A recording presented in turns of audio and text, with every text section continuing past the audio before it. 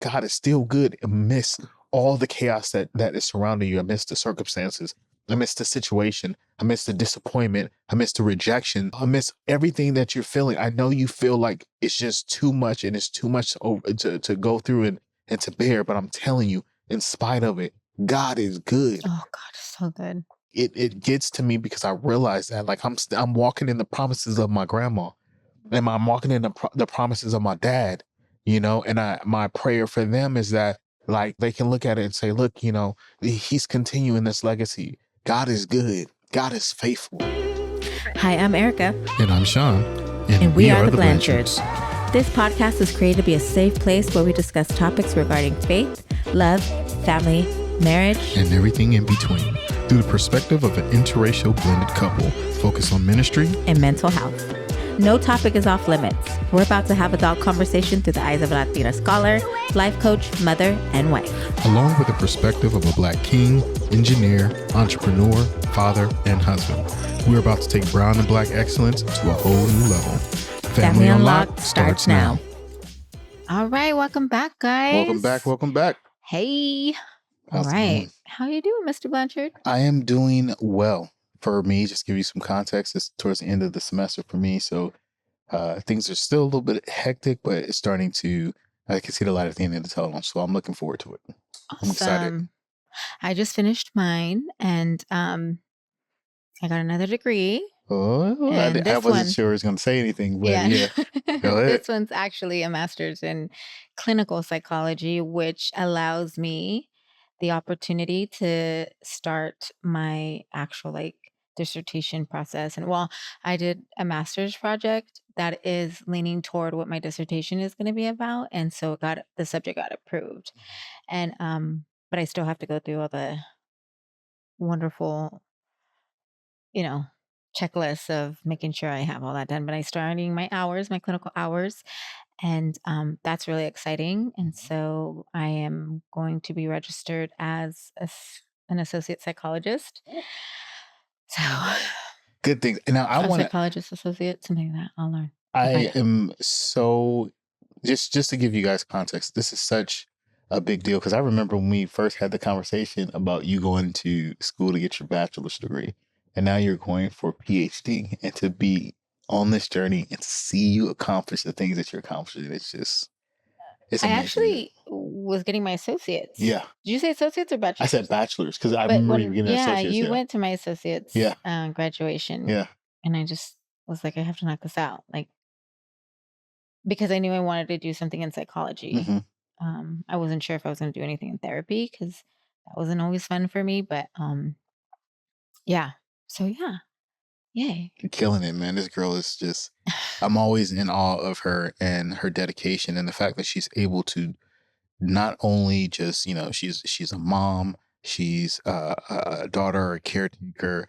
She, works full time. She's, she's going to school. She can do it all.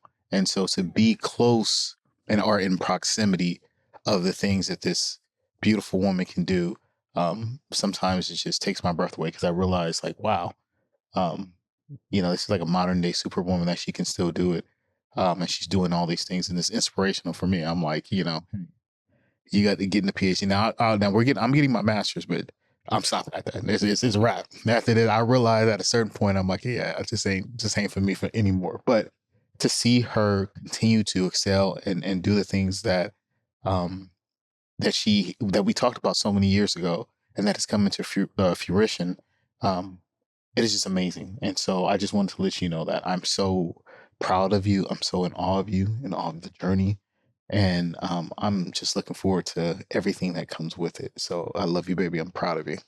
Oh my God, that was off script.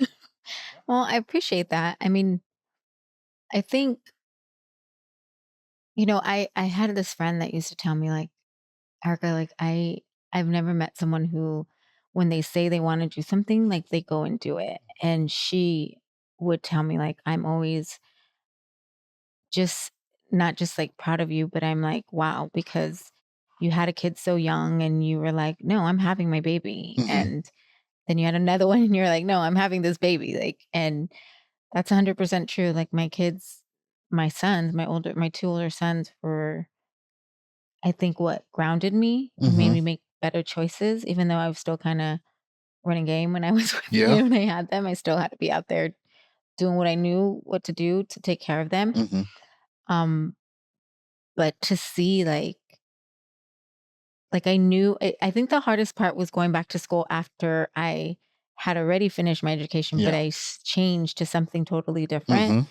And it felt like you're starting from scratch. But then I felt like God was like telling me, like, this is what I want you to do. This is what I wanted you to always be. And everything that I went through, like it didn't go in vain, you know? And so which is interesting because our subject that we're talking today is pivoting. Um, but just with that, because I talked to my best friend and she, tells me about things that she's going through um and she told me the other day, like, how do you do it? Like, I watch you and I'm just like, how does she do it? And her life was way more messed up than mine, Yeah. And I mean, she had like, she has different, language, but, Yeah. and I mean, we started laughing, like, I don't get offended. And we just started cracking up because she was like, dang, it was effed up, like what you've been through. Yeah. And she watched, like, Yeah. I remember when we were in high school and I was like, I'm pregnant, and she's like, I knew it. You're so stupid. And because, I was Your team young. mom. Yeah. Yeah, I was Yeah. young. And but she always loved my kids. But, it was a shock, and so for her to see like everything that has happened and to be where I'm at now, it wasn't easy. Mhm. But, a big chunk of my life was, not fun. But I did what I had to do. And like now I'm here because of the grace of God. I'm not, it was a lot of hard work, a lot of determination, a lot of Mhm. focus. I had to cut people off. Like I think people think because I have such a close connection to my kids and to my husband that I was brought up that way. And because I take care of my grandma, like, oh, she must have been nurtured and cared for by her, hardworking mother and her grandmother that stepped in to raise her. And Yeah. no, it was not like that. And and it's not to bash my mom because my mom is still alive and I want to keep the integrity of who she is and not make her feel, that I'm attacking her in any way. So I keep our relationship private and I keep, my relationship with my grandma private. And, there is days that we struggle here and, you watch and you're like, oh my God, the way she treats you. And it's like off the hook. She is a gangster. Yeah, she is. She's well as a beast. Just to give you an idea, I mean, she's 99. Like, you know what I mean? Like She's 99. 99. And she's spry and still going, and she is she doesn't take crap for anybody. So I think I love Wella. I love everything that she means to my wife and to this family. But I can also see the bear of the fruit. I can see, how there can be a struggle. I can see all these different things because of that. And so it can be challenging at times. It can be overwhelming because you're trying to navigate this new normal, pivot, as we were just talking about, pivot this new normal about changing roles from Wella being a caretaker and taking care of Erica when she was young to now Erica's doing that. And what does that look like? And how do you navigate those waters? Dealing with something of that nature. So, I think it's interesting. I think it gives me, as her husband, as Erica's husband, more clarity and more insight into the way her mind is, into her psyche, into the way that you were raised, right? And so now I can start to see, oh, okay, I understand why she does this, or I understand why, this situation may, bother her in a certain kind of way because I'm seeing certain things. And I think, believe it or not, I think it's blessing because it's teaching me, like, how to love on my wife, right? And also how to help her navigate this. Or like simply just communicate with Yeah. me. Yeah. And to, it's growth in both ways. And the reason why I say it's such a blessing to have Wella is because this isn't, caretaking has been a journey for us for a while, because we, took care of my mom for some time before as well. So now we're transitioning to taking care of Erica's grandma. But in that process, like I said, we're learning, how to do this, and it's challenging. I will not pretend that it isn't. It is very challenging. We have our, good days and our not so good days, but we try to do our best to navigate it, and we're learning how to do it. And we're just trying to do our best, and it really takes our faith to be able to ground us to be able to do it. Because there's some days that we're like, oh, Yeah. we can't do it. So And understanding, like, I wasn't the only one that tried to care for her. yeah. I had cousins who tried too. And it was, I just sometimes I'm like, why do you make things more difficult than they have to be? Hmm. Like, and I don't blame my cousins at all. If anything, like, she came to live with me after one of my other cousins, and she's so young. And I was like, she lived in Vegas, and I was like, I knew what it was to be that young and to care for her because we were taking care of your Yeah. mom. And I just felt so bad. And I'm like, I think I can handle it better. She had our own room here. We had everything set up. We had nurses coming in. We had everything that was needed. But I think, it's needless to say, like, to understand that my life wasn't so glorious. Yeah. I've come through. I may look like I wasn't in the fire, but homegirl was burnt. Yeah. Like, I Yeah. mean, it was. I mean, I do have those testimonies. Hmm. Like, I didn't have a family who supported me. I think out of all my cousins, I had two. I had Ines and Karina, who always was like, "Forget that," and we're gonna get them, and like, get them. She meant my sons, because my family tried to take my kids away from me. They all testified against me. Um, so I didn't have that support, and I had to look for support in God and my faith. And little by little, my God would protect me by sending me someone. And even if it was like, I have a friend, Gabby, and she, I remember telling her, like, I will be somebody. Walking out of court, they would tell me, like, you ain't nothing. You've never been nothing. You've always been a problem child. How can you raise these kids? You're not good for anything. Look at the men you decided to date because one was abusive and it was all my fault. Never trying to help me, never Yeah. trying to get me out of that situation. And I remember telling Gabby, like, I'm gonna be somebody in life. Watch me. Like, I don't care what they say to me. I said, one day I'm gonna be driving down the street and my mom is gonna see, or my family's gonna see, they're gonna be driving down the street and they're gonna see a billboard and I'm gonna be on it because I'm gonna be somebody. And she still tells me that to this day, billboard. Like, she'll text me, like, billboard, you're doing it. I've never, like, seen someone just say this is gonna happen and she works toward it. So I think that's like one of the gifts that God gives me is continued mercies, and I've never lost hope. I mean, the things I've been through, like, I don't know, my voice is cracking. I'm not crying. Sean's like, "Oh God, it's coming." But no, it's not. I think it's because I'm talking so much. But anyway, so I think, like, there was a time too, like, when you and I were going through it with one of our sons, and I mean, I remember we were talking to our friend Anthony Mays, and we were telling we were telling we were telling him, I don't remember if it was him and his wife, but anyway, so we were sitting there talking and he was like, "I had no idea you guys were dealing with all these couple months," because we didn't tell anybody. We would just deal. Like, it wasn't about having like, I'm not someone who's gonna reach out and ask for help, or I'm usually like, let me just handle it, right?" And I think too, sometimes when you're part of the faith, you have to be careful who you share stuff with, because there's always this response of like, well, what kind of sin are you committing, or what is he doing wrong? And it wasn't that. And you don't need to hear that at that's not helpful, And so my son, they were going through stuff, and I left work, and we were like, game on. Like, I took a leave and we just handled what we had to handle. And then boom, my other son starts going through it. And we're like, can we have one at a time? And then at that time, the twins were like constantly sick, in and out of the hospital. And anyway, so as we're telling Anthony what was happening, he's like, like, how do you have faith? Like, how did you do that? And we were like, it's all we have. Yeah.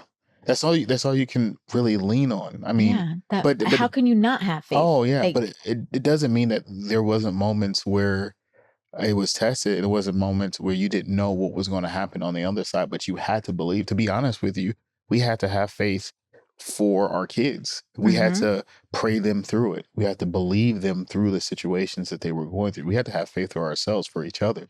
That's what was grounding us.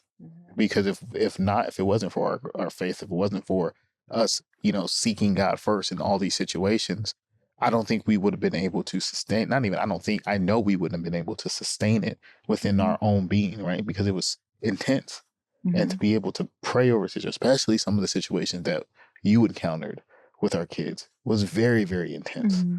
Like it So was, I mean, so just a quick story. Like, so one of our kids was going through a battle, and around this time, I remember we both worked from home that day, and I don't know, yeah, we were in our room, and I got this weird feeling at like 12 noon, and I was like, something's wrong.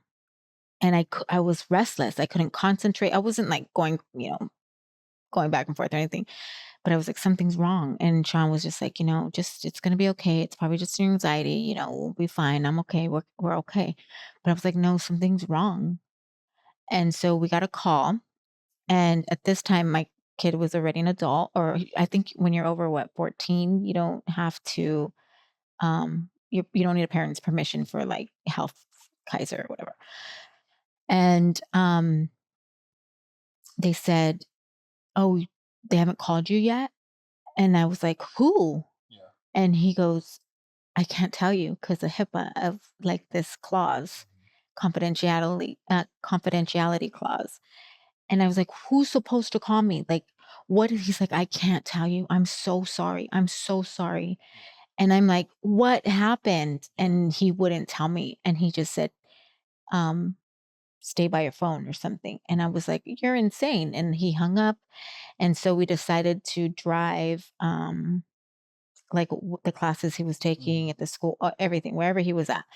And I remember I saw his car, and it was like, it looked abandoned, like it looked bad. And I was like, oh my God, he's in there.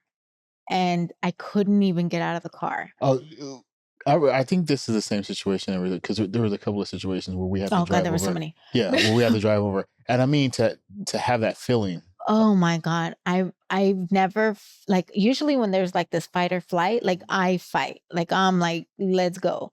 But this time I froze. Like I couldn't even, I just remember I was driving because I was like, nobody's gonna be able to drive like me. And I saw the car and I was like, oh my God. Oh my God. Right. And we had Like, to walk over to, yes, and I I remember that. couldn't get out of the car. And I was like, And yeah, I can't. we Cause had I to walk thought over to like the the car. worst case scenario, who's in there. Yeah, And I remember you walked up there and praying the whole time. the whole The time, whole and time I he was looks praying. and Yeah, he's not in there. And I yeah. was like, okay. And maybe 2 minutes later, we got a call from the ICU. We have your son. And And I this have is, never been so excited to go to run somewhere. oh So man, scared, but um that's one of the stories. But yeah, I remember that. and it was, and I remember we were telling Anthony that, and he was like, why didn't you call us? Why didn't you, and all, like, I didn't need anybody, I needed God. And in that moment, the doctor had told us, I don't know if he's gonna like be the same. Right. And he walked out of that hospital 3 days later Yeah, through the grace of God. through the grace of And God. that's all. It's all faith. Um, and it's really like, especially during those times, is has been our faith, and you had to lean on it. I had to say, I always go back to this. For I know the plans that I have, plans to prosper you and not to harm you. Right? Like, you have to stand on that, especially when you're going on it. You have to stand on it. And you have to believe it, and it doesn't mean that it won't be shaken and you won't have doubts, but you have to trust and believe that stuff, especially when it comes to things like your kids and your family.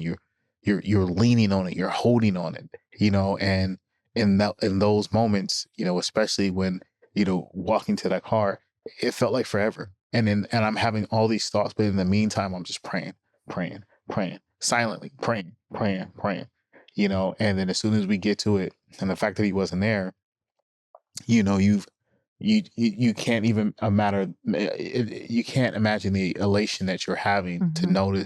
to know that you didn't find, you know, your son lifeless. And so that was a thing that we were, you know, battling. But it's just to touch base on something else, and I think, you know, you said, well, why didn't we reach out? We come from backgrounds where it's kind of always been us, right? Meaning, like, Yeah. you know, I grew up in where I'm just kind of, I didn't really share stuff, Mhm. right? And I've always been kind of isolated in that way, where I don't necessarily reach out and share things that I'm dealing with, right?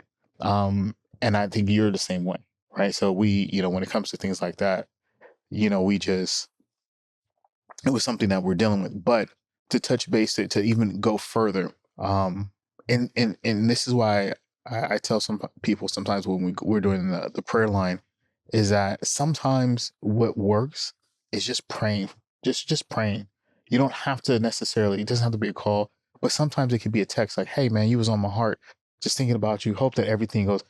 You know, and I'm gonna say this because I appreciate this brother for doing it. So, you know, we mentioned him Yeah. anyway.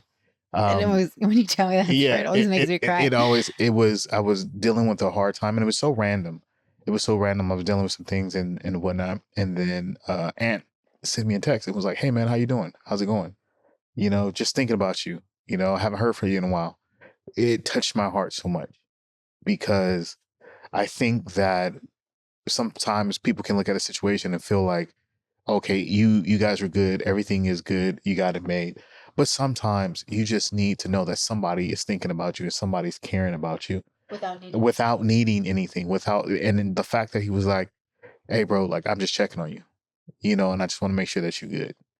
And that does so much for an individual, for a person. Like, it doesn't matter what their status is, it doesn't matter what it looks like. Sometimes Mhm. people are battling things in silence and they need the assistance, they need the prayer of their friends. Even if it feels like, okay, they're so much better than what they were, that doesn't mean that they don't need prayer. That doesn't mean that sometimes you don't want to have a conversation where you're like, okay, I just want to be able to have a conversation with you without having to counsel you, or have a conversation with you without having to, there's a need that you need from me. You know what I mean? Like, I deal with things. That's maybe it's another reason why we don't tell people stuff. You know, because I'm not trying to share all this information Or with they you. think like you're cursed, Yeah, or so your life isn't that great. Like but I nobody's can life so great. 100% I can maybe like I think my work bestie is like the only one that would be like, "Hey, do you want some coffee?" You know, when she has time because she's in school too. But I don't have I don't get calls that are like, "Hey, dude, like, how you doing? Like, here's $10 for a cup of coffee," or I know you're in school. I know you have your grandma. I know you have 4 kids. I know you have their girlfriends, and we include them. We say we have 6, you know, and they're humans, so they come with their own human stuff, right? Or I know, you know, you work with this population and it must be difficult. I know Sean is, you know, in school too. You know, how were you doing? How's like it's always um I really need a friend. Can Yeah, you come in? And that's okay too, because I understand, um, you know, everybody's going through stuff, especially during this time. Like, this is a rough time. This one challenges your emotions. This season, you know, this holiday season will test your boundaries, it'll test your credit, it'll test your finances, it'll test your patience, it'll test so much, you know, and then you grieve things you don't have. You know, some people don't have their parents, some people don't have their children. You know, I remember not having to share, you know, my kids, and it was awful. You know, and I, you know, just to go back to what you were saying, I'm really private because I'm conditioned that way by what has happened to me in my life. You know, everything that was done to me was used against me, you know, to try to take the 2 things that were more precious to me than anything was my boys. Like, those were mine. Like, and I think that's why too, why we stuck so hard with our sons, making sure they're okay, because I fought really hard for them, you know, and no one was going to take them away from me. And sure enough, no disease was going to take them away from me, you know? And so, if we were going to go through it, we're going to go through it together. And I think that's why you and I are so connected is because we went through that together. Mm-hmm. And instead of it breaking us, it made us stronger together. Like, I can put you before my children because I trust that you put my children on a pedestal too. And so I think, we say all that to say, like, I know we have a life that is loving and kind and together and strong because of how much we've been through. And that doesn't say that there's days that we don't have a hard time. There is days he's exhausted, I'm exhausted. I have work deadlines. He has work deadlines, but we also have the kids. And one of our sons, we have so many appointments for him. And to a point where I'm like, when are you going to do the appointments? You're like, I did, like, so, and it's not you. It's, I'm feeling this out again. Like, I just feel this out.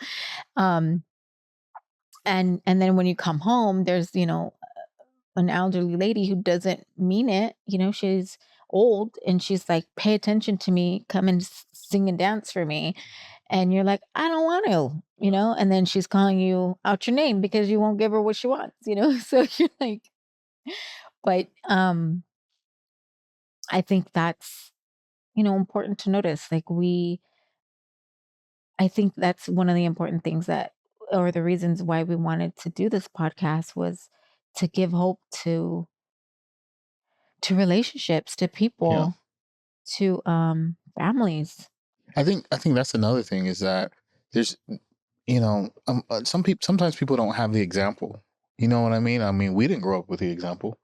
We didn't grow up with an example of what it is to be in a loving Christ-like relationship or to be in a loving relationship in period, just in general. But I think, um, like you were saying before, is that sometimes it's just to give people hope in areas that they feel like I just want to give up. I just don't want to deal with this. And it doesn't, or it's a pivot, it's a transition in life. And I think those are the areas. I remember Bishop T.D. Jakes said something I thought was interesting. He said, sometimes you lose people in the turns of life, right? As life is going on and you're going down the road of life, sometimes there's turns, to and fro, and you can lose people in those turns. Mm-hmm. And so it's learning how to be able to maneuver and adjust in such a way that no one, falls off or no one, loses it. And so I think it's the same thing when we're having this podcast. It's not to say that we know everything or to say that we have all the answers by no means, but it's good to be able to share something and get a different perspective and say, okay, this is what it is. I grew up in an environment, like I said before, I didn't see things like this. This to me is a dream. It is a dream to be able to be, young Sean growing up in Oakland, California, and looking at it and hoping that he can have an environment, hoping that he had a home with an upstairs, simple things like that, hoping that he can go into his living room and look and see this beautiful Christmas tree and display. Those are the things that, he wanted and he wished that he had. And it's not to say that there wasn't moments in my life that I wasn't happy and I wasn't appreciative, not at all. But there's certain things that I saw for myself that God has given me sight to be able to see, like, this is where you can go and this is where you will go, but when you don't all see it in it always daily, you can lose hope on that. You can lose, you can lose that. And so, to some people, they can look at us and say, okay, this is where I want to be. This is possible. It's possible for a person to be a teen mom and go through the struggles that they go through and, have situations where they're dealing with their kids and situations where they're dealing with exes right now, to be able to go to church and be able to overcome so much and then, go to school and get their degree and then get their master's degree and then pursue, their PhD. And somebody can look at that and it's like, that right there is my testimony. That's where I want to be. That's what I want to do. So that's why there's times that I look at you and I say, man, you're like a miracle walking. You really are. And God has his hands on you and his grace upon you, because I remember when you was paying 40, or you was making was $43. What was it, a week or every 2 weeks or whatever? $43 a week because I refused. I gave up my bartending Yeah. job to fully focus on God. And if I tell you that ain't faith, that ain't faith. I don't know how she was still able to make, bills and rent and things like that. And so, like, to be able to be in this position and know that you're giving back, you're giving the testimony, and you're either mentoring somebody just with the life that you're living. You're always an image bearer. That's something that, Pastor Sean, shout out to Pastor Sean, that he was teaching us. Like, you need to be a reflection, right? So when people see you, they see Christ, right? But they're also seeing Christ through the way you're living your life, right? And through the way you've lived your life. Like, you may not feel all the time like you have it together. You may not feel all the time that, things are working out, but somebody needs to hear that testimony. Somebody needs to hear that my son is struggling and he's dealing with these issues, and I can't see the light at the end, at the other end of the tunnel. But you could say, but there is hope if you believe in this, in faith, if you have something to ground you, if you trust God, if you believe it, because sometimes you can't see it in your will, and that's why I give you so much praise and adoration, because there's somebody that's looking at you and they're like, that is who I want to aspire to be. I hope so. They really are. I really hope so, because that's the only reason I do some of the things I do. I know. Like, I know what that is to be that little girl. I remember that, like, it, or like waiting for my mom to show up. Yeah. Yeah.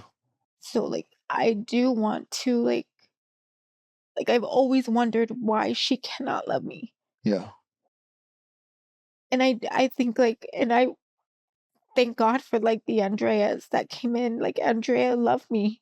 She would tell me all the time, like, it's, I love you, and if I can give that to somebody, like, that is number one to me, like, because God is so good. And if I can just tell people to focus, like, just focus on him. Like, there's no, how I changed my life, how I decided to stop bartending, how to stop, like, hanging out. I had to cut everybody off. Everybody was gone. It was just me and my kids. It was me, my kids in church, me, my kids in church all the time. And I never wanted my children to ever feel like, how come I can't have my mom? I fought for them. I fought tooth and nail. Like, I would never miss a visit. And they were with me, and my prayers were always, God is going to open up a door where their dad is gonna, for me, it was like, he's gonna go away and he's gonna just, there's no more fighting. But yeah, I never wanted them to miss their mom. Yeah. Like, I was gonna be there. I don't care who was gonna stop me. It was, I mean, there was times, like, now that I'm remembering, having to, like, I would go pick up my son and I had to fight, like, Yeah. family members just to have my right to visit my kid. And it sucked because it was my kid. The one that, nobody wanted me to have, So it's like, it was hard. But anyway, needless to say, like, God, that's why my relationship is so big with God. And there's no ifs, ands, or buts about it. Like, God is my God, and we have our special relationship. And I know He knows I'm, crazy, and I know that He loves me regardless. And my confidence is in Him. And a lot of the things that I do is because of Him. And I mean, I don't like, there's nothing, like, it's nothing, it's just me. Like, it's not going to happen. Like, I'm never going to not be with God. Yeah. And I think it shows me like your faith, man, your faith is just, it's awe inspiring to know how much you commit, because it takes a lot to be able to say, I'm going to drop everything, and it is what it is. $43 a week. It is what it is. But the one thing that I think this has been teaching, and if I can come back full circle when we're talking about Wella, is at least for me, I can say this, at least for me, in this situation, it's been showing me the importance of grace, right? Because sometimes people can only love you within the capacity that they have been given to love, right? And so when you can see the root of the tree and you can see how much that tree can bear fruit, you can understand why the fruits that has been bore from that tree is not capable of doing the things that it is able to do, right? And it doesn't mean it's a justification of uh justification or lack thereof in terms of action and being a parent for you, but it does explain certain things. It gives you a different perspective, right? And so when it comes to Wella, I can see like, okay, this is how you are, right? Just so people know, Wella means abuela. Yeah, But Wella. we just called her Wella. Yeah. Mhm. So it's just like this is who you are. And it is what it is. So this is the capacity that you have to love. This is the capacity that you have to do it. So you have to adjust to that, and you have to be able to do it. But it doesn't mean that you don't deal with it, because as a kid, you need love. You need the love of your parents. So when you don't have it, it's hurtful, right? It's hurtful to be that your parent is disappointed with the choices that you made when this is something that you're like, no, but I love this woman. I love this person. I love my family. So to have that is hurtful. Right. And then you have to kind of take a step back and say, well, this is the ability, this is the capacity you're able to love. And I have to respect that. I don't have to like it, but I do have to respect it for my own well-being. Because what it's going to do is it's going to make me embrace my family even more and love on my family even more. Because I know that there was a lack of love on my part growing up, right? And so whenever I see my kids, I'm giving them hugs, I'm giving them kisses, I'm loving on them because I want it to be infectious to all four of them.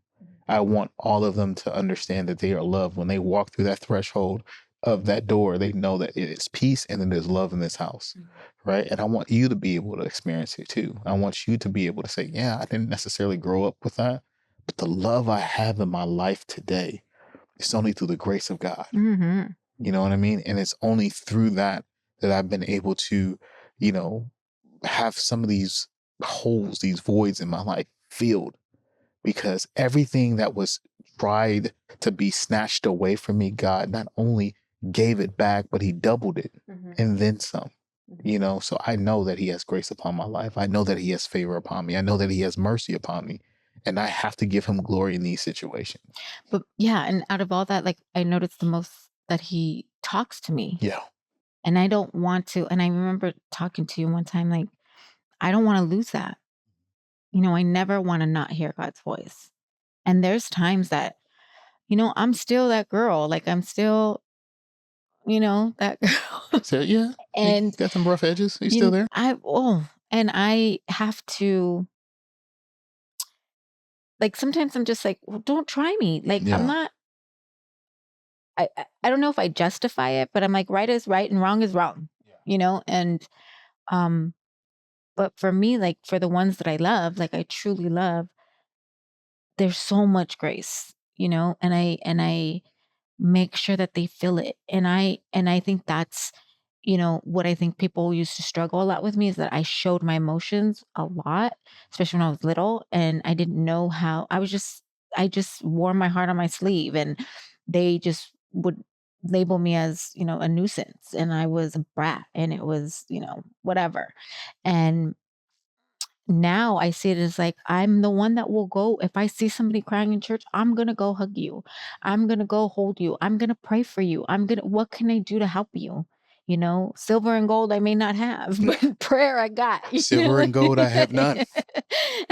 But, I want to make sure you're good, and I'm going to reach out and ask how you're doing. Like I am. And I think that's why I'm in this field, because I'm not going to tell you what you want to hear. I'm not. I'm going to tell you what God wants me to tell you. My relationship with God is number one. If it hurts your feelings, then there's something you got to figure out for yourself, but the bottom line is, what do you want to do? What changes do you want to make? Like, and that goes back to our pivot. Like for me, there was nothing, I was not going to go back to that bad relationship. I was not going to go back to bartending, because regardless if I was bartending behind a bar and just serving alcohol, I was doing things that were not productive for the people I was helping and me. I was in this place of that was not had was not conducive to my spirit. It wasn't. It wasn't for my well-being, and I didn't want that anymore. There was no longer an option, and I wanted my kids, and that was my focus. There was nothing, whether I was gonna do it by myself or it didn't matter to me. These are the things I wanted. This is what I'm gonna have. When I'm with my husband, I want to be my husband's best friend, and I want him to be my best friend. Like, I think in this time where, like, I don't really have my friends around me as much, or my circle is really, really small, in that time, even though I get sad sometimes, I feel lonely, it has done so much in my marriage. Like, he's now the one that I'm like, "Hey, you wanna go on a trip?" Or, "Do you wanna do this? Do you wanna do that?" And I think, like, that's always the best outcome, is when you can look and you can be at home and you find peace. And I will not allow anybody to steal my peace. I've learned what that's like. No one can come in here, not my family, not your family. No one can come in here and try to disrupt our rhythm because of their own nonsense. If you're going to come and ask for help, hear us out and focus. Let's get it. Let's get it done. But it's not going to be overnight. And I think that's what people want. They want us to give us, they want us to give them that one answer that's going to fix everything by Well, tomorrow. well, I mean, we're not God, and we're not, it's not a quick fix, right? And so change, it happens over time. It just does. Change happens over time. And it's a lot of things that you have to grow and you have to reflect on. So if you don't want to hear the answer, okay, then I'm not the person for you. But I'm also not going to encourage you to do something that is outside of the will of God, right?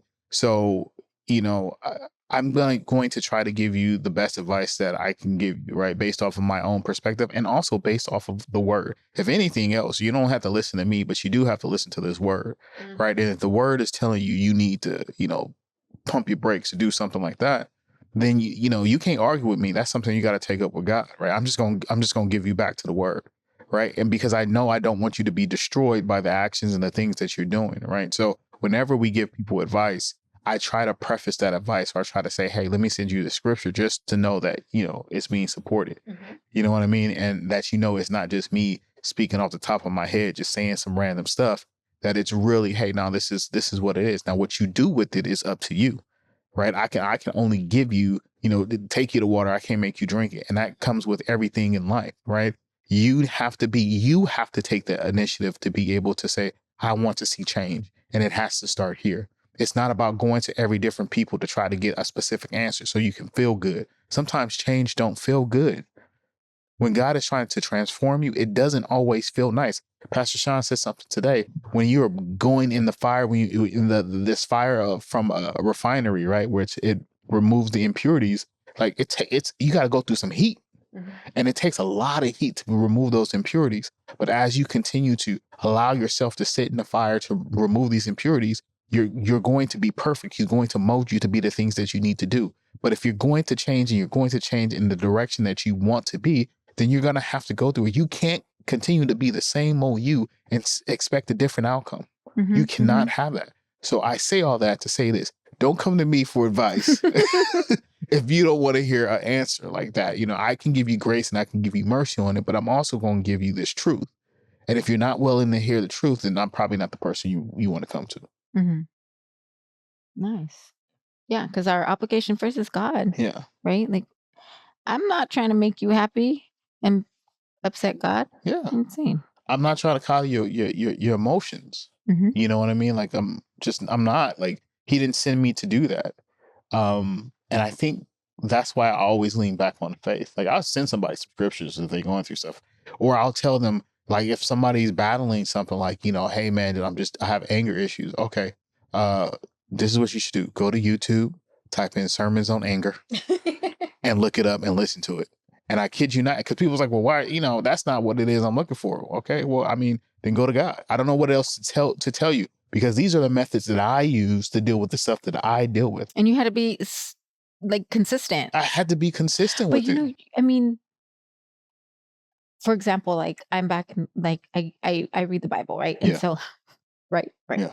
And so anyway, so I'm back in the book of James, right? I started like, okay, where I have to go somewhere. And I remember First Lady telling me, the book of James is always something that I lean on when I need to be refreshed.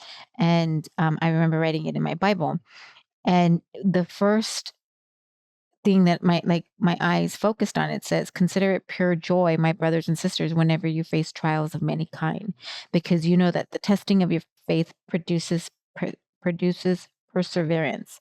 Let perseverance finish its work so that you may be able to mature and complete, not lacking anything."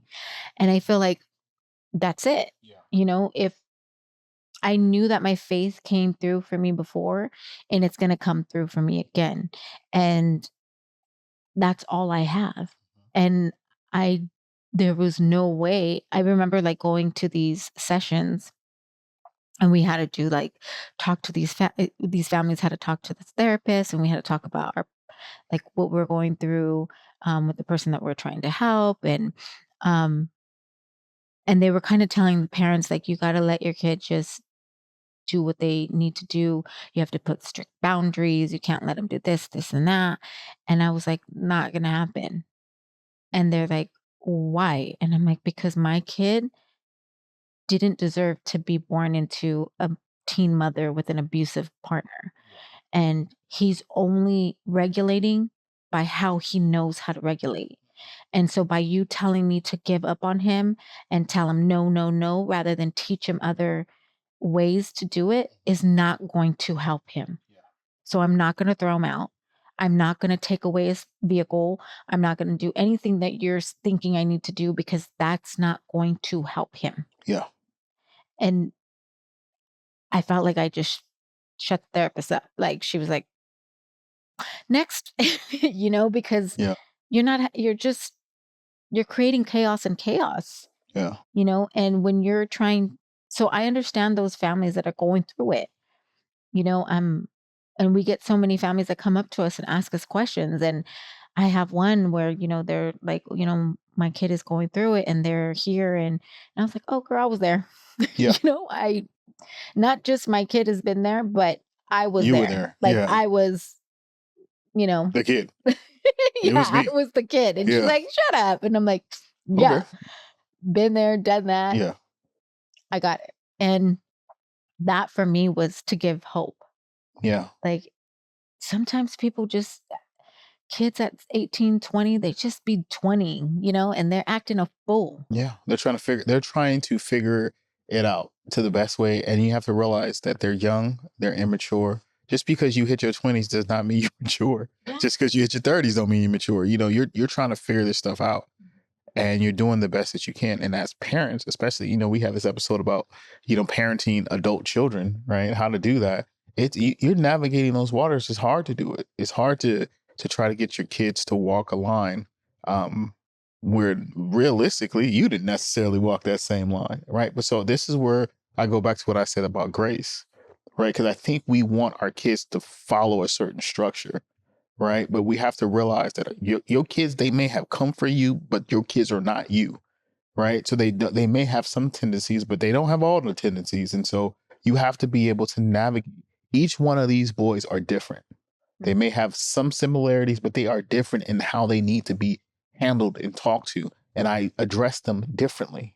One of them, I could be a little bit more firm. The other one, I need to love on, right? Sometimes I have to just be their friends, and sometimes I have to be a little bit strict, and that's okay. But this is how I'm able to be able to communicate with them and do it effectively. So when it comes to situations, especially when you're dealing with, teens or adult kids, you have to be able to parent them and remember the same type of grace you would have wanted upon yourself, right? Sometimes the grace can't always be discipline, discipline, discipline. Sometimes you got to sprinkle love in there. Correction is needed. Don't get me wrong. It says, spare the rod, spoil the child. You need to correct them at times, right? But you also need to realize that they're trying to figure out and navigate this world to the best of their abilities. And a lot of the influence that they have is around them, right? They get, you know, inundated with things from social media to their friends to everything else is taking up the space of you and taking up the space of the word of God. So that's why it becomes important. And I keep going back to people like, you guys talk about God a lot. Yes, God is so important because it's allowing us to be able to ground ourselves when things get so chaotic, we are wrapped in flesh, which Mhm. means that we are wrapped inside. Chaos. We are dealing with Mhm. chaos. We're dealing with emotions. We are dealing with everything else, but we are not allowing ourselves to be grounded in what his word is saying. His word is saying, I got you. So that means he got you. And you have to continue to remind yourself that he got you, regardless of the situation. When your kids is going through you, he got your kids too. The reason why I say, for I know the plans I have for you, plans to prosper you and not to harm you, it doesn't just mean it to me. It means it to them, that he didn't bring them in this world to take them out. Right. You have to trust it. But then there are situations where people have lost a loved one, whether it's to substance abuse or to anything else. And so they're struggling with that. And like, how can you tell me to hold on to the promises of God when he didn't keep his promise to me? And I'm gonna tell you something. I don't know, because I'm not a part of that club. You I'm not don't a part know. of that club. So I can't sit up there and tell you, oh well, girl, you just, or dude, you just need to. No. What I can tell you is God is good. But I can't tell you how to deal with certain aspects of your life because that's not my testimony. Can't tell them how they think. I can't tell you, Yeah. like, I can't tell you how to feel about that. What do you mean? You lost a child and you still dealing with it and struggling with it? Guess what? I would be in the same boat if I lost any one of these kids. You know what I mean? So you can't tell me how I'm supposed to feel and how I'm supposed to grieve and how I'm supposed to deal with these issues. Right? You're dealing with it the best way. Now, what I can tell you is you gotta, in those cases, God has to be on you. I mean, that word has to be wrapped around you. You can't isolate yourself because in those cases, then, you will succumb to the despair, to the absence, to the pain, to the grief, right? So you have to wrap yourself around it. And I say all that just to remind people, like, there are things like I can't tell you, I haven't experienced everything, so I can't give you advice on everything, but I can tell you that God is good. And I can tell you that God is faithful. And you ask me how I know because that's the testimony that I have.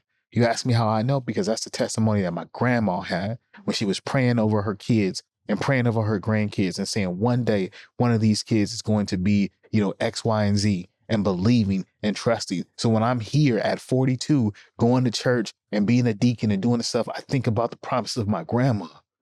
And I get emotional with it because I realize that that woman prayed for me and she prayed over me. And so the fact that her grandson is living it out, living out the prayers that she had that talks about the faithfulness of God. Right. So I just say all that to for you guys to understand, like, God is still good amidst all the chaos that is surrounding you, amidst the circumstances, amidst the situation, amidst the disappointment, amidst the rejection, amidst everything that you're feeling. I know you feel like it's just too much and it's too much to go through and to bear, but I'm telling you, in spite of it, God is good. Oh God, it's so good. And I Yeah. just, it gets to me because I realize that, like, I'm walking in the promises of my grandma, and I'm walking in the promises of my dad, and my prayer for them is that, like, they can look at it and say, look, he's continuing this legacy. God is good. God is faithful, Mhm. and I say that because it's true, you know. No, 100%. Like, got me all teary. I think that too is what keeps me like focused on my grandma. Like, she wasn't she, she's she's just her. And she was one of the people in court, in my situation. And she was, just being her.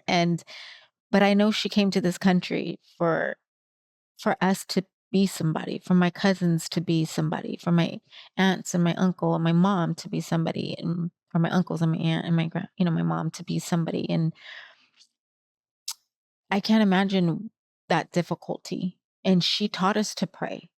And she, did her best. If anything, like her determination and her strength, I got, that watching her and cooking. Like, I can cook because of her. And, she taught me Spanish, and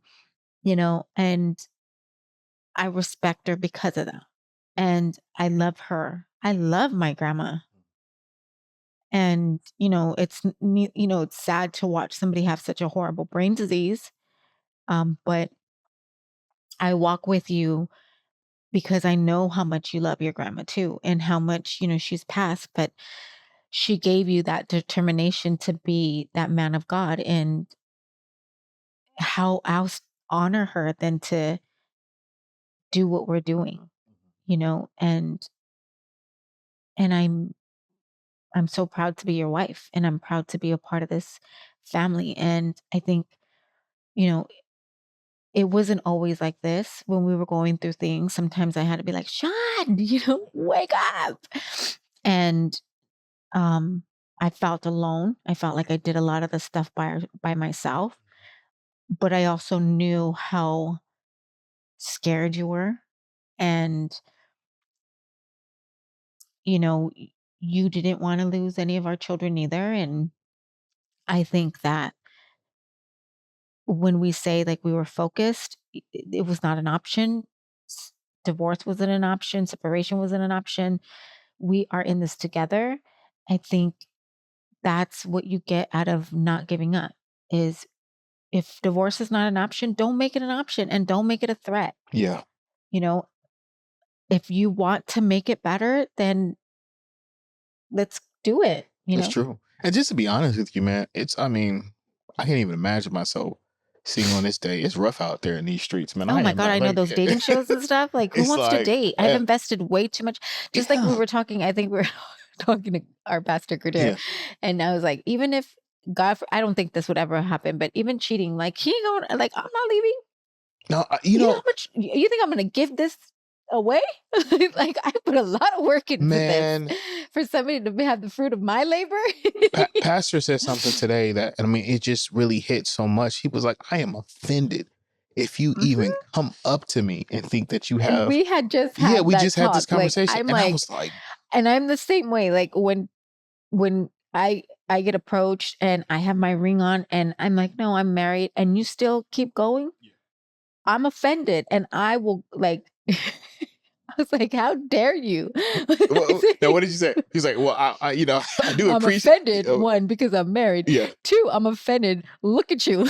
Well, you say, well, at least you're aiming up, right? At least, at least you got high standards. So I'll give you that. I said, kudos for aiming Yeah, high, brother. kudos for aiming high. I'll give you that. But no, I'm offended. But no, I'm offended. The fact that you actually walked over here. 100%. I'm very like, don't disrespect my husband. Yeah. And I don't care if he's not next to me, and don't disrespect my children. Especially if I have my kids with me. Yeah. And they still try to approach me. Oh my God, that you'll see another side. Like you disrespectful dude. It's so I have my disrespectful. kids and you're still trying to like ill. Yeah. Well, I had to learn certain things because I used to be very oblivious to certain stuff. And now I'm like, God bless you. And then just walk away, and you just have to be like that. I don't make eye contact with people. I don't do any of that stuff because I don't want there to be a misconception that, I'm giving you unnecessary, like to me, it ain't nothing by it by saying, oh, hey, God bless you. That doesn't give you the invitation to do anything. You know what I mean? And so you have to understand that. And you have to, like you said, it's a mindset. It's a mindset shift. Like, dude, you're not coming over here to do that. You're not coming over here. I'm not allowing the enemy to get any type of foothold on you or on me or anything to separate what it is that we built. Not at all. Not as with as much work and stuff that I put in here to make this stuff work. We're not doing that. We are not doing it. And so I can appreciate that. I can appreciate for somebody to be, it is offensive. And you have to take that tone. I am offended that you even have the mitigated gall to walk over here. Not the mitigated. The mitigated gall to but walk not over here. just the gall, but the mitigated one. Yeah, to think that you can come over here and try to all of a sudden upgrade your life. To think that you can. And that's exactly what people see. They see I see all of this and I want it. Right? Men too, women, I see this. Your wife's got your back. She's this. I want that too. I'm gonna take yours. See, right? And women too. Like I see this, I see her purse, I see this, and I want it too. But they don't see the fact that we was broke and struggling, and that we used to drive up here. This is a manifestation. This is God's promises revealed. That they don't see those times where you had doubt and uncertainty, and I was crying and I couldn't understand why I couldn't get a job after I graduated, and all these other things that you're dealing with. They don't see the times that, you're driving me to get me inspiration. You don't see the times that, baby, go ahead and pick a house. Well, that's your house. Okay, that'll be my house. On Tuesdays. We go there on Yeah, we Tuesdays, did. We used to come up to these houses. Yeah. Not this one because these weren't built yet, but we would go to Evergreen. We would come up in the hill, and I wasn't working. He wasn't working, and we had Eric and Jesse. And I had this little beat up car because Sean couldn't use his car too much because he didn't have gas money. And I was doing some kind of, I don't know, I'd get money. And we would come up and I would say, okay, babe, we would get ice cream from McDonald's and we would get dollar cones. Eric would get one, Jesse would get one, I would get one, and you would get one. And we would say, okay, which mansion is yours? This one or this one? How about this one? And Sean was always, I think I want a single story. And Eric was always the fancy one and he wanted the big one. And and Jesse was always like, I don't know, I want a pool, and we were like, well, we can get whatever house that's here, we can have it one day. We will get it. And, my little bucket car. And that's how we, yeah, that's how we started our relationship. Not even married, our relationship. With that. And it's just something about having a person. Like, I don't think you guys understand, man. This person was uplifting me in times where she could have been like, you ain't working. Like, why do I gotta be with you? Like, and there's a lot of people who can have it, and it's understandable, right? It is understandable. But the fact that this person is uplifting and edifying you and saying, like, we can get there, we can do it. So that's why I say something like the fact that you have the mitigated goal, because what you're looking at is you're looking at one perspective or one part of the journey, and you don't realize everything that has come with this and what goes into it. So that's why I tell you, like, it's you can't just come in here and think that, I'm going to say whatever I need to say to your wife and she's just going to come with me. That's not going to happen. And you can't just come up to me and think, oh, I'm going to wear this or say this or do this, and then I'm going to be able to take your attention. No, you ain't. No, you ain't. Gardier said something else that I agree with 100%. I said, I kiss my babies goodnight every night.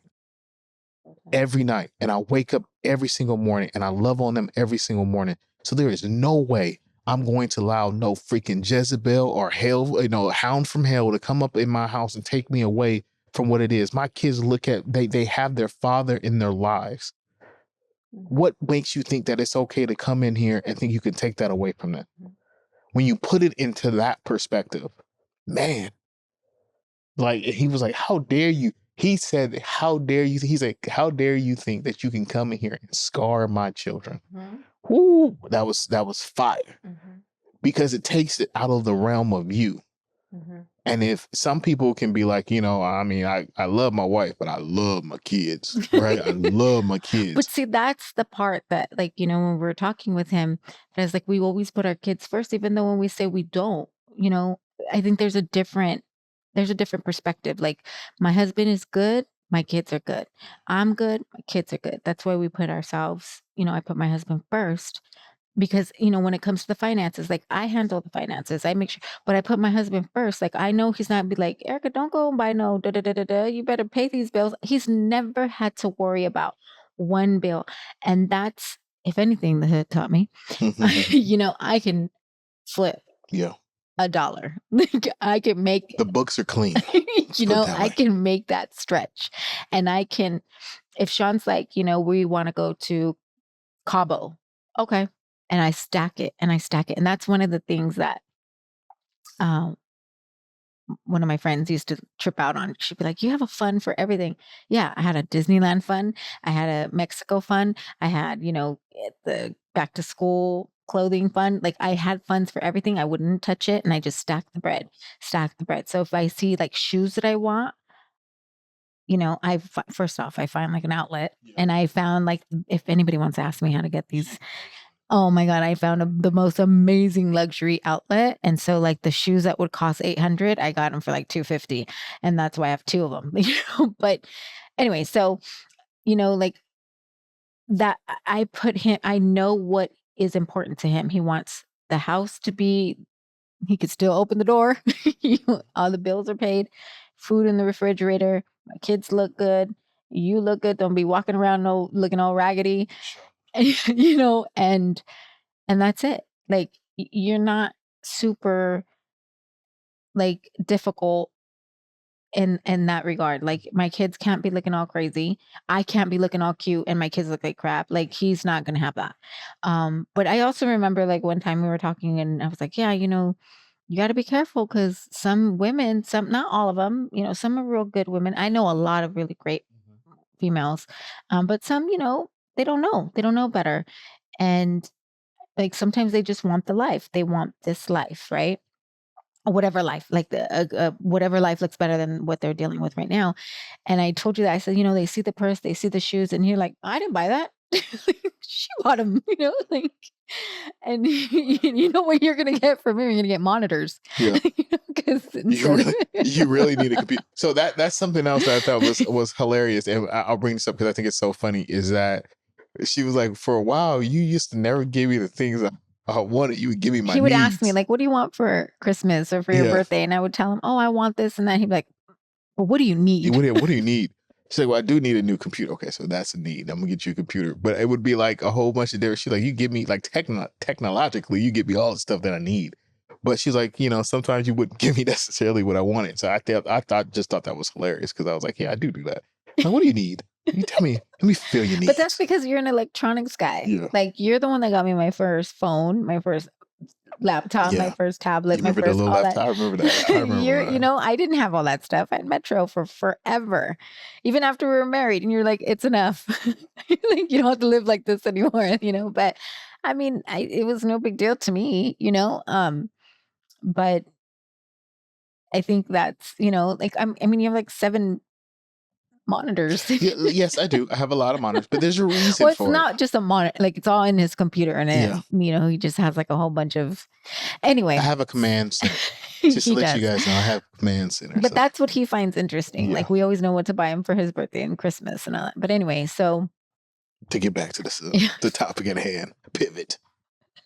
So what we were saying is our hopes and our dreams were always they were together. I think God brought us together at the most opportune time. Like we built our foundation together with our faith and we did manifest a lot. Like, I mean, I don't know if we manifested so much, but God gave us visions and we worked toward it. And I think that's, so if anything, anybody can take out of this is when you're struggling in your marriage, you're struggling with family,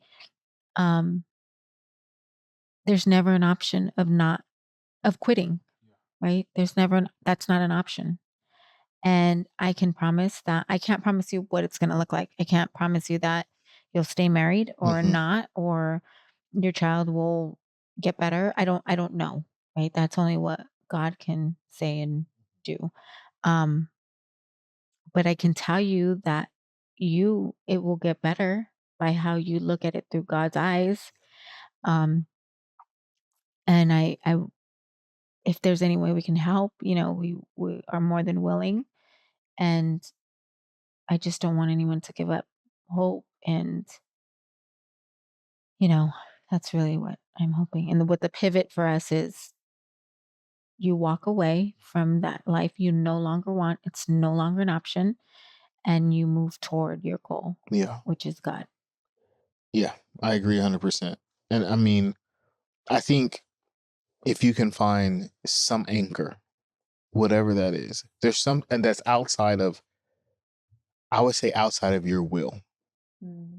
Because a lot of times we have people who just like, if I can do it, I could just do it and it'll be good. And I think it's good to have a work ethic. Don't get me wrong. I think it's good to do things with your 2 hands, whether it's, working out there to provide, or you're working on yourself, your health, your body,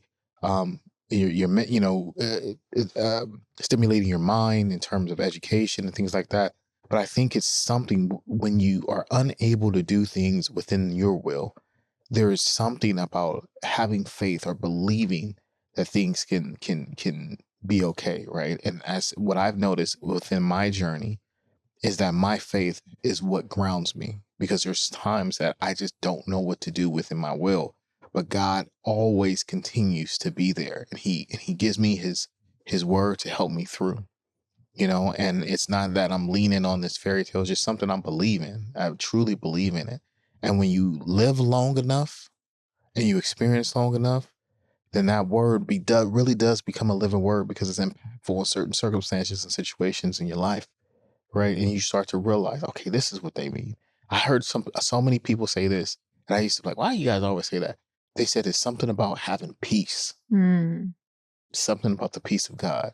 That when you go outside your door and you deal with all the shenanigans of the world, and you come through the threshold of your door from a hard day's work or just dealing with life, and you feel a sense of peace and you feel a sense of sanctuary and comfort. That's what they mean. Mm-hmm. They mean that I can come home and leave all that behind. And that's what I want. I want to have peace in my life. I want to have peace in my mind. I don't want my mind racing, thinking about every single thing that I didn't do right, or what I could have did, or how I should have did. I want peace in my mind. I want peace in my heart. I want peace in my spirit. I want to be able to have the ability to forgive people who have wronged me and mean it, because I know that it's the only way that I'm going to get to the next level that God has for me. I want to have peace and discernment over my children, to know that they are going to be okay, that the promises and the prayers that I've made, that God is going to fulfill them. I want to have peace over my marriage, to know that my wife is good. And in the times that there's, miscommunication, that God can talk to me and tell me how to love on my wife in a way that is pleasing to him. That I want to be a better version of myself, so that I could be a leader of my household, so that I could be a leader for my wife, so that I can be a father to my children, so that I can be a provider, so I can be everything that God created me to be. It's just something about the peace of God, something about to know that it's going to be okay. And that's what I strive to. So I hope that, listening to this episode, that someone gets, understands the pivots that happen in life, that you will have to pivot. There are going to be changes. But if you can anchor yourself, that even though there's a storm, even though you're dealing with the storms of life, if your anchor can be in faith, that you can believe that you can get through it regardless of whatever happens, that you're going to be okay, then you'll be able to make it through. I know it seems overwhelming. I know it. I know you don't understand why this happened to you. I know you feel rejected. I know you feel unpleased and you feel like it's not going to work out. I know you're hurting. I know you don't understand why your kids aren't acting the way that they need to act. I know your man ain't doing what he needs to do, or your wife is talking back, or whatever this is happening. You're struggling to get work, or you're working at a place you help. I know it's difficult, but if you can trust that God can get you through it, if you can believe that his promises are true, then you're going to be okay. That's the message. Amen. Amen. I concur, sir.